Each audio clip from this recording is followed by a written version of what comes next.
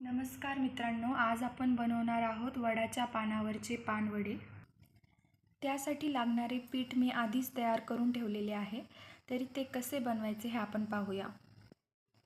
सर्वप्रथम 1 वाटी तूर डाळ आणि 1 वाटी हरभरा डाळ पाण्यात व्यवस्थित धुवून घ्या। नंतर दोन्ही डाळी पाण्यामध्ये 4 तास भिजत घाला। भिजवून झाल्यानंतर पाणी न घालता त्यांना स्वतंत्रपणे मिक्सरमधून काढून घ्या। बारीक पेस्ट बनेपर्यंत मिक्सरमधून काढा। त्यानंतर 1 वाटी बारीक चिरलेली कोथिंबीर, 10 ते 12 हिरव्या मिरच्या, 10 ते 12 लसूण पाकळ्या सोलून घ्या आणि हे सर्व मिक्सरमध्ये टाकून त्यामध्ये 1 टीस्पून मीठ, 1 टीस्पून जिरा आणि 1/4 टीस्पून हळद घाला।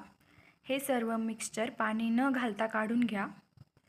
त्या आधी बनवलेली डाळीची पेस्ट आणि हिरवी मिरचीची पेस्ट एकत्र करा। ते दोन्ही एकत्र केल्यानंतर तुम्हाला असं पीठ तयार झालेलं मिळेल। आता पानवडे बनवण्यासाठी आपण एक वडाचं पान घेतलेलं आहे। त्या पानावरती आपण तेल लावून घेणार आहोत। व्यवस्थित पद्धतीने सर्व बाजूंनी तेल लावून घ्या। हे तयार केलेले पीठ आहे, ते पीठ ह्या पानावरती थापून घ्यायचं आहे।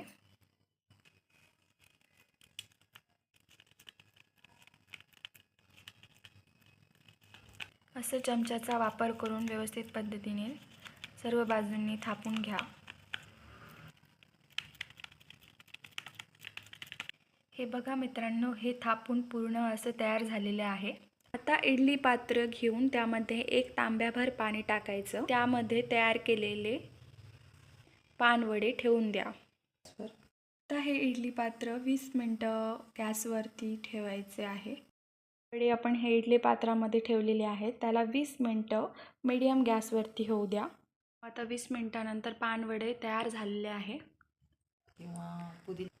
हा पानवडा तुम्ही दह्याच्या चटणीसोबत किंवा टोमॅटो सॉस किंवा पुदिन्याच्या चटणीसोबत खाऊ शकतात।